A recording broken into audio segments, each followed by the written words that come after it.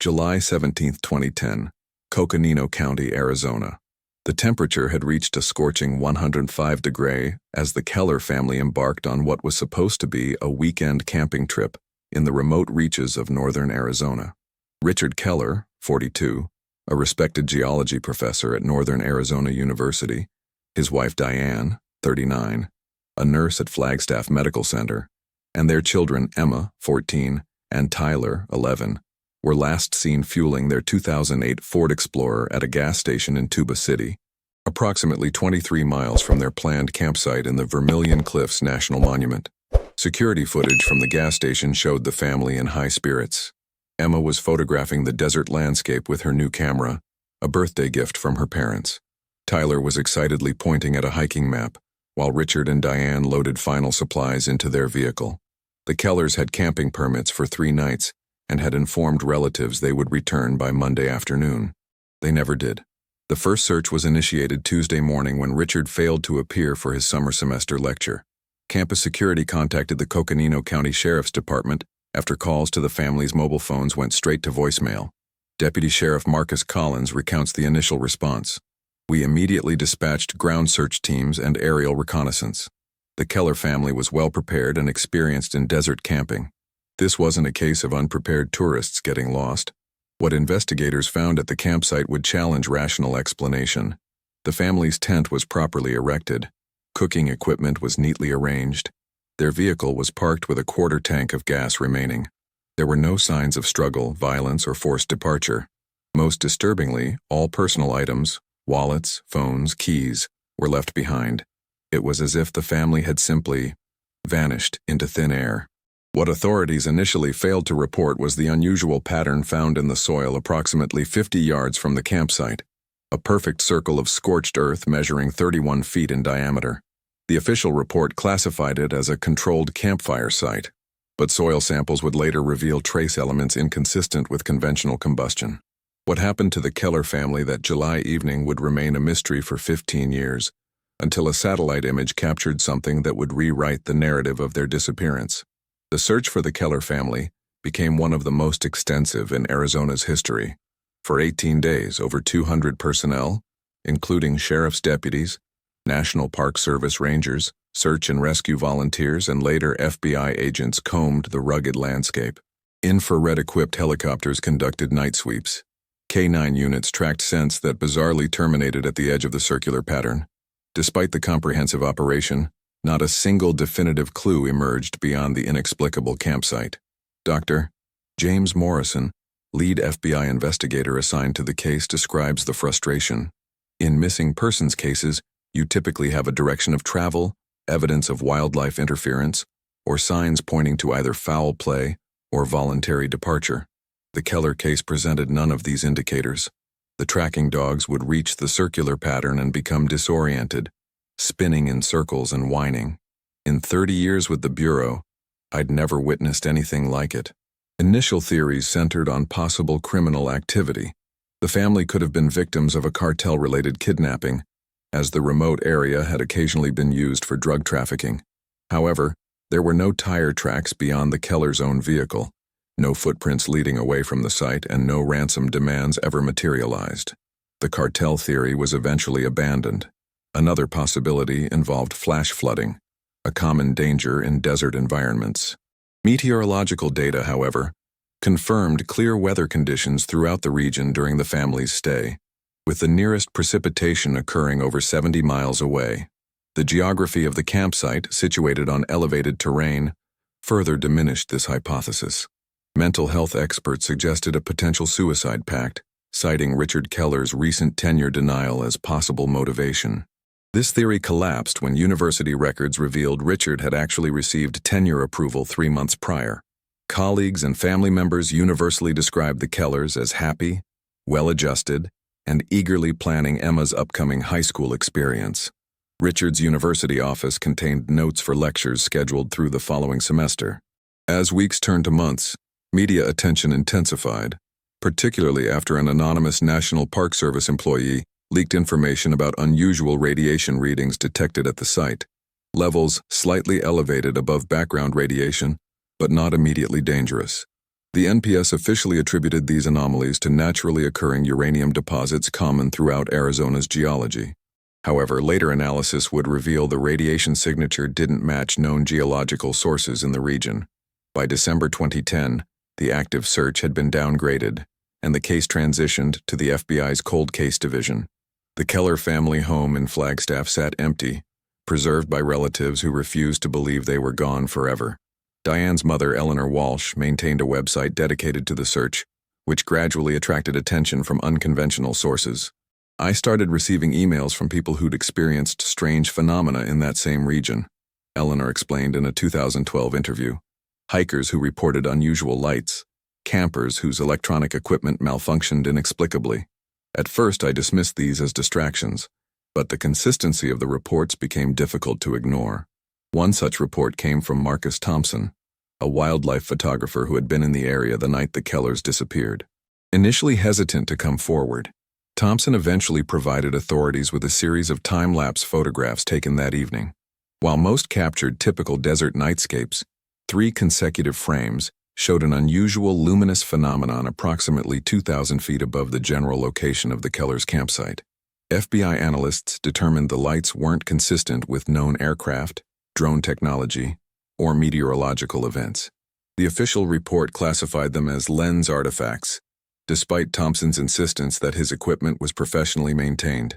The photographs were filed away, mentioned only in a footnote to the main investigation. Dr. Helen Rivera, an atmospheric physicist from Arizona State University, who reviewed the images, disagreed with the FBI's assessment. The luminosity pattern demonstrates characteristics inconsistent with lens flare or digital artifacts. The symmetrical distribution of light, coupled with the recorded electromagnetic anomalies, suggests an energy dispersion pattern we cannot readily explain with current atmospheric models. Meanwhile, investigation into the Kellers' background revealed something curious. 6 weeks before their disappearance, Richard had requested access to classified geological survey data from a restricted zone approximately 12 miles from their campsite. The request, made through official university channels, cited research into anomalous magnetic field variations in northern Arizona basalt formations. The request was denied, but colleagues noted Richard's unusual persistence regarding the matter. Tyler's school journal, recovered from the family home, contained entries from May 2010 describing a strange dream about lights in the desert and people with no faces. His teacher had made a note suggesting Tyler's active imagination might be influenced by science fiction media. In retrospect, these entries would gain significant attention from investigators specializing in precognitive psychology, though such approaches remained outside official investigation parameters. As we delve deeper into the mysterious disappearance of the Keller family, I want to take a moment to invite you to subscribe to this channel. If you're fascinated by the intersection of unexplained disappearances and scientific anomalies like this one, you won't want to miss our upcoming investigations into cases that challenge conventional explanation. Hit subscribe now to join our community of critical thinkers examining evidence that mainstream sources often overlook. In August 2013, 3 years after the disappearance, the investigation took a dramatic turn when Coconino County Sheriff's Department received an anonymous package containing a weathered journal. Forensic analysis confirmed it belonged to Richard Keller, yet the final entries were dated July 17-18, 2010, after the family's reported disappearance. The handwriting analysis confirmed authenticity, creating a perplexing timeline paradox for investigators. The journal's final entries detailed Richard's observations of unexplained electromagnetic disturbances affecting compass readings near their campsite.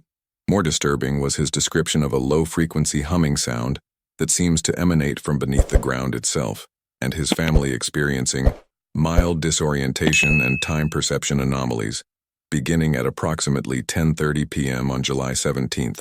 The final entry, time-stamped 2:17 a.m. on July 18th, reads, "The children woke us.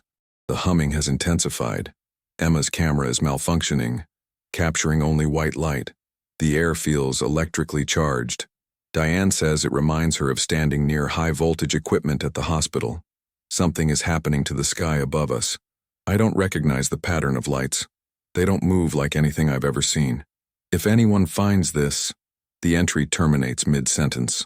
FBI Special Agent Diana Mercer, who specialized in questioned documents analysis, noted peculiarities about the journal. The final pages contained trace elements not present in earlier entries, including an unidentified metallic compound embedded in the paper fibers. Additionally, the journal showed exposure to radiation levels consistent with those found at the campsite, but significantly higher than background readings elsewhere in Arizona. Most puzzling was how the journal appeared. Security camera footage from the sheriff's department showed no individual delivering the package. It simply appeared on the reception desk between scheduled security sweeps. Internal investigation revealed a 3-minute power outage affecting only the building's surveillance system, precisely when the package must have been delivered. The discovery of the journal reignited public interest in the case and forced authorities to reconsider previously dismissed theories. What happened during those final hours at the Keller family campsite? And who or what returned Richard's journal 3 years after they vanished? Following the journal's discovery, the FBI established a specialized task force combining expertise from multiple disciplines. Dr. Raymond Chen, a quantum physicist from Los Alamos National Laboratory, was brought in to analyze the electromagnetic anomalies described in Richard's journal and measured at the campsite. "What we're seeing doesn't align with known terrestrial phenomena," Dr. Chen reported.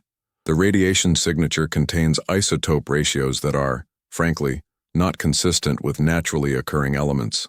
The electromagnetic field disturbances follow a non-random pattern suggesting deliberate modulation, essentially what appears to be a signal rather than noise." In 2014, a breakthrough came from an unexpected source. NASA's Landsat program, while conducting routine Earth observation, captured an anomalous energy reading in the precise coordinates of the Keller disappearance. The satellite imagery, initially classified, showed a brief but intense energy emission that lasted approximately 3.7 seconds and registered across multiple wavelengths. Dr. Sarah Whitman, NASA's remote sensing specialist, explained, "We observe the Earth constantly through different spectral bands. What appeared at the Keller site momentarily outshone everything in a 50-mile radius, yet produced no heat signature detectable by infrared sensors. This defies conventional physics, like witnessing an explosion with no thermal component." The NASA data correlated with accounts from local Navajo residents who reported sky anomalies on that same night. Wilson Begay, a tribal elder, described phenomena consistent with the satellite readings. "The sky opened, not like clouds parting, but like the air itself became a door. My grandfather spoke of such things, what you might call thin places between worlds." When pressed by investigators about potential natural explanations, Begay was unequivocal. "Your science calls many things natural that it cannot explain. Our people have recorded these sky openings for 1,000 years in this region. They come in cycles, and your government knows this." Indeed, declassified military documents revealed that between 1968 and 1972, the Defense Advanced Research Projects Agency, DARPA, had conducted classified research under Project Azure Horizon in the same geographic region. The project's stated purpose involved measurement of atmospheric electromagnetic anomalies with potential defense applications. The program was officially discontinued in 1973, but satellite installations remained operational until 1988. Former DARPA scientist Dr. Eleanor Richards, speaking under condition of anonymity, confirmed the installation's purpose. "We were monitoring what the Pentagon termed atmospheric irregularities. These weren't weather phenomena. They were localized distortions in space-time that exhibited predictable cycles. The Navajo knew about them centuries before our instruments could detect them." Most significantly, Dr. Richards revealed that Richard Keller had contacted her approximately 2 months before his disappearance, inquiring about geological survey data from the Azure Horizon project. He'd detected something in his own research, magnetic anomalies that aligned perfectly with our classified findings. I couldn't tell him that, of course. Now I wonder if his family paid the price for our secrecy. The investigation gained unexpected momentum in 2018 when Emma Keller's camera was discovered by hikers approximately 13 miles from the original campsite. The device, weathered but remarkably intact, was found inside a naturally formed rock cavity. FBI forensic technician Marcus Wong described the recovery.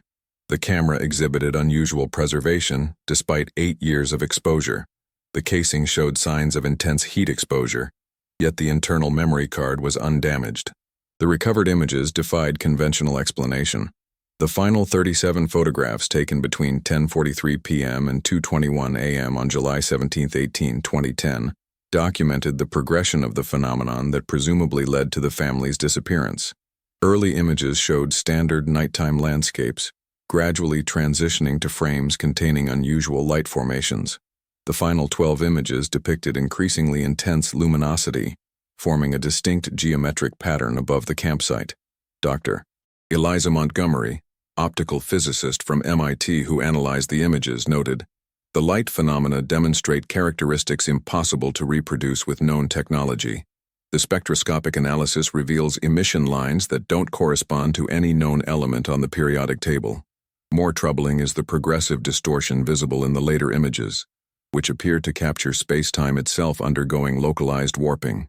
The final photograph, timestamped 2:21 a.m., showed what appeared to be a perfectly formed circular opening in the night sky, with the edges exhibiting what Dr. Montgomery described as folded light, a theoretical phenomenon previously only hypothesized in advanced quantum field theory.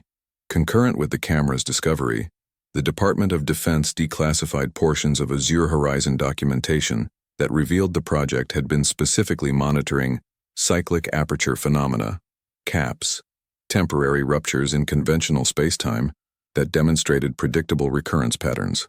According to the documents, these events had been recorded in the region since the establishment of monitoring equipment in 1968. Brigadier General Michael Hargrove, who oversaw the project in its final years, provided context. These phenomena weren't random. They followed mathematical progressions that suggested intelligence rather than natural occurrence. The 27-year cycle was particularly consistent, with major events documented in 1956, 1983, and 2010. The next significant manifestation would be predicted for 2037.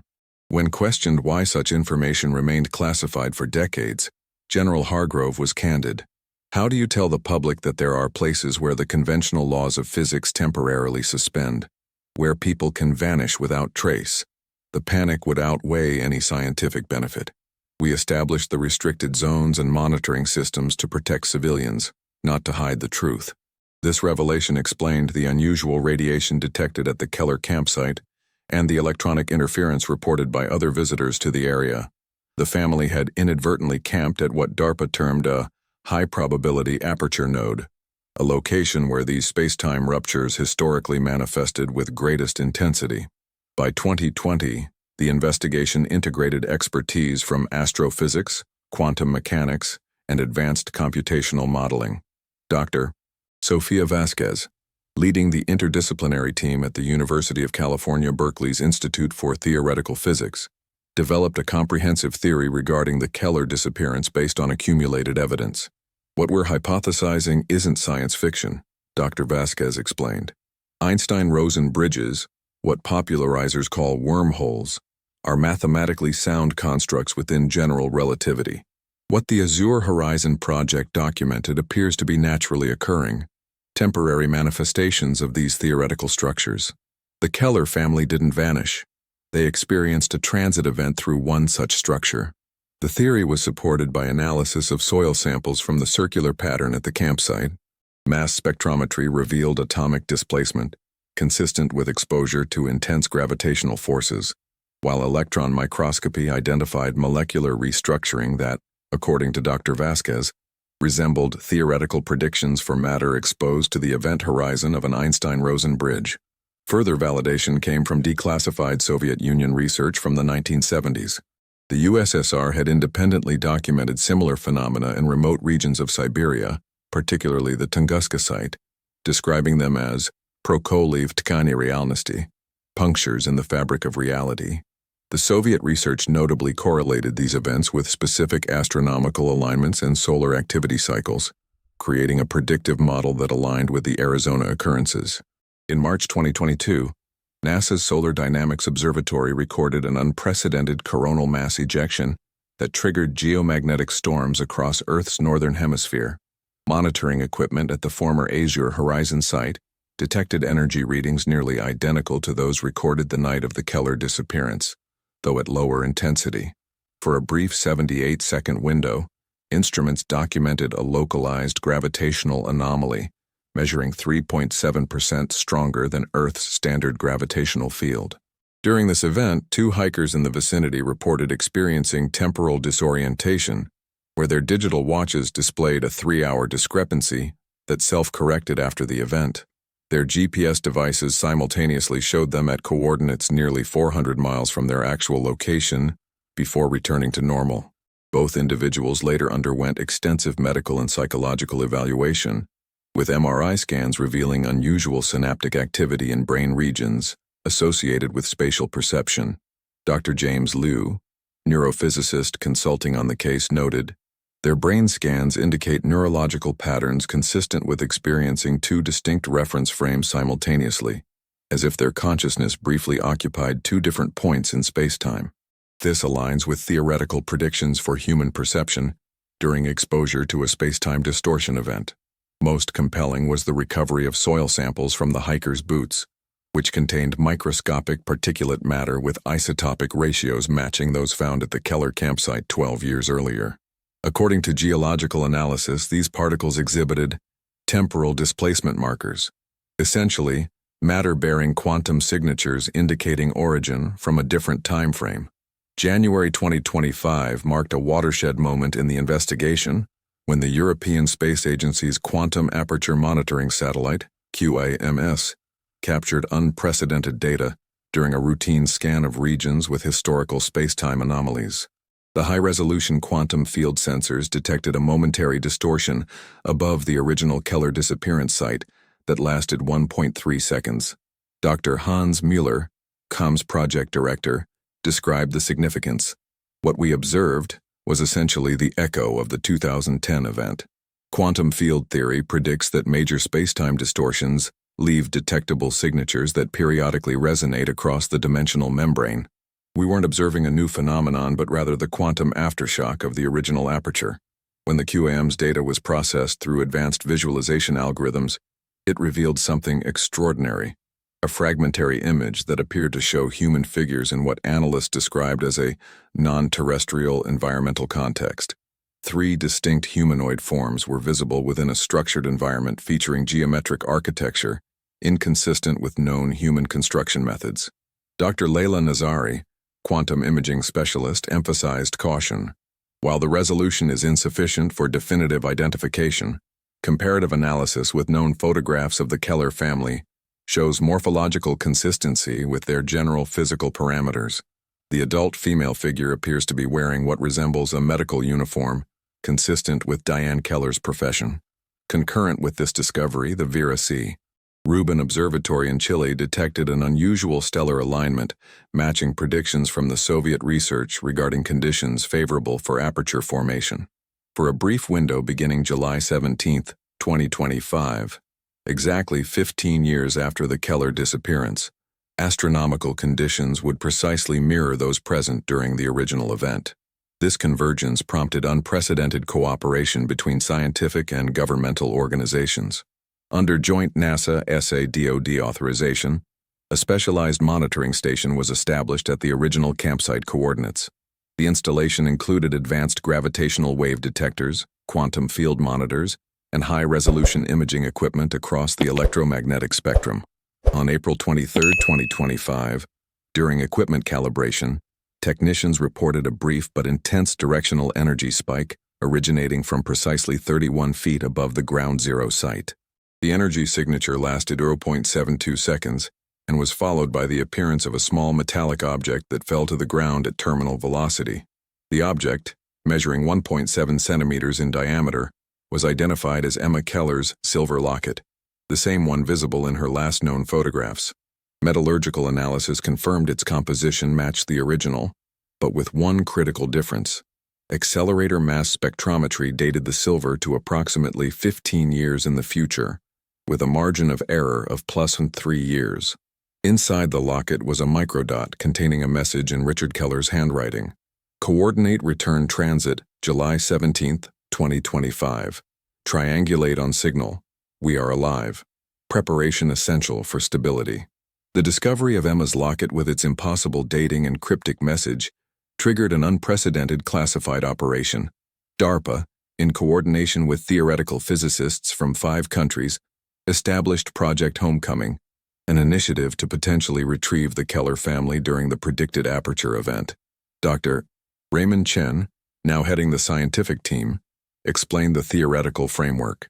If the Kellers experienced a transit through a naturally occurring Einstein-Rosen bridge, and if these phenomena follow cyclical patterns as evidence suggests, then the same conditions that facilitated their disappearance might enable their return, providing we can stabilize the aperture long enough for physical transit. The technology developed for this purpose represented the cutting edge of quantum field manipulation. 3 massive superconducting rings were positioned in triangular formation around the original site, designed to generate a controlled electromagnetic field that could potentially reinforce the natural aperture's stability. Powered by portable fusion reactors, the apparatus consumed more energy than a small city. As July 17, 2025 approached, unusual phenomena began manifesting in the target area. Wildlife exhibited behavioral anomalies, with migratory birds circling the site repeatedly.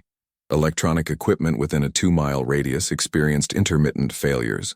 Most significantly, sensitive quantum detectors recorded progressive increases in what physicists termed membrane permeability, essentially, the thinning of conventional space-time boundaries.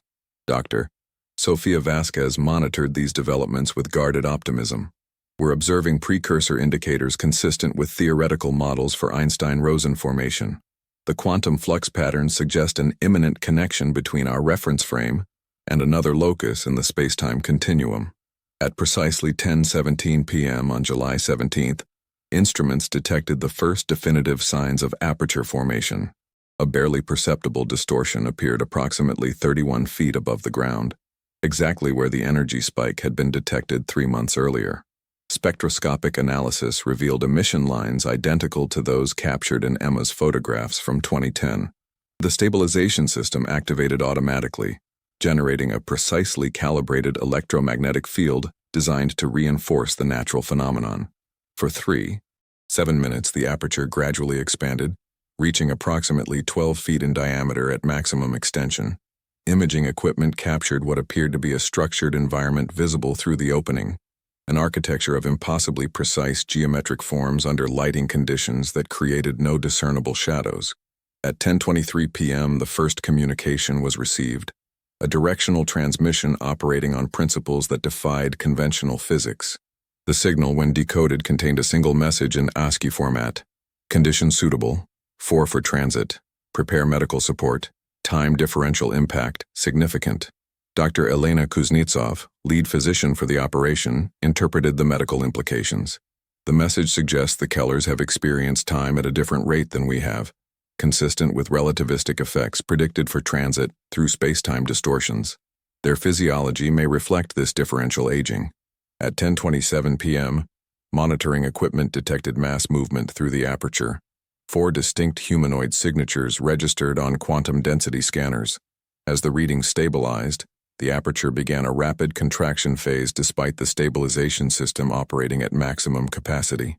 Then, in a moment that rewrote scientific understanding, 4 figures materialized on the ground directly beneath the collapsing aperture. The Keller family, Richard, Diane, Emma, and Tyler, had returned after 15 years, but as medical teams rushed forward, it became clear that something extraordinary had occurred.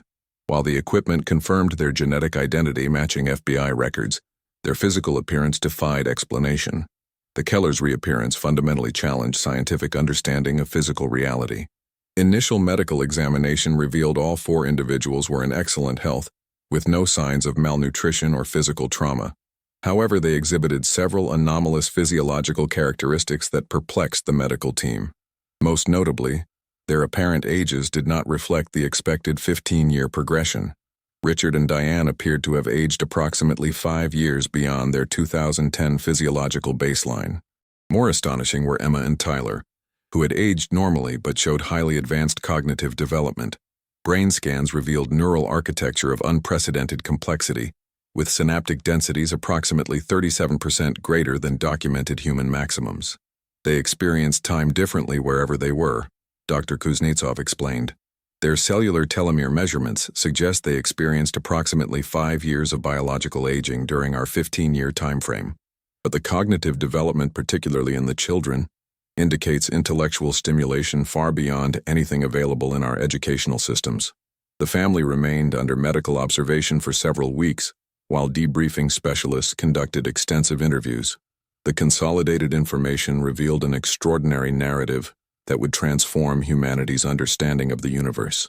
According to the Kellers, they had experienced what Richard described as translocation to a parallel developmental track of human civilization, essentially, a version of humanity that had evolved along a different technological and cultural trajectory.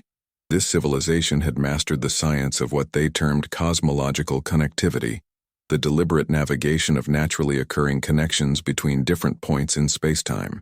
They weren't aliens, Richard explained during debriefing. They were human, but a version of humanity that developed differently. They've been aware of these natural apertures for millennia and learned to predict and utilize them. What happened to us wasn't abduction. It was rescue. We encountered an aperture by accident, and they stabilized it enough to prevent our dissolution in the transit process. The Kellers described living within this alternative civilization, while their hosts studied the accidental transit phenomenon that brought them there. Diane's medical expertise proved valuable in helping their hosts understand conventional human physiology, while Richard's geological knowledge provided context for understanding Earth's developmental history. The children were educated within this advanced society, explaining their accelerated cognitive development. They've been observing these events for centuries, Diane elaborated. Our disappearance wasn't the first accidental transit, but previous incidents typically involved individuals who couldn't be returned due to mathematical complexities in targeting specific timeframes. The fact that we were a family unit with detailed documentation of our disappearance circumstances created optimal conditions for attempting a return transit. Perhaps most significant was Emma's explanation of the satellite images that had detected strange lights above the Arizona desert. Those weren't spacecraft in the conventional sense. They were monitoring the membrane stability at transit points, essentially maintenance of the natural connections between reference frames. The lights appear because these connections exist partially outside normal spacetime, so they refract across the dimensional boundary. The implications of the Kellers' return and testimony remain under evaluation by scientific and governmental organizations worldwide. While full disclosure has not yet been authorized, preliminary findings have been shared with select research institutions to accelerate understanding of spacetime dynamics and the potential for controlled transit applications. If you found this case as mind-bending as I have, please take a moment to like this video and subscribe to our channel. What do you think about the Keller family's experience? Do you believe there could be other families who have experienced similar phenomena but weren't fortunate enough to return? Share your thoughts in the comments below, and don't forget to hit the notification bell to stay updated on our future investigations into the unexplained phenomena that challenge our understanding of reality.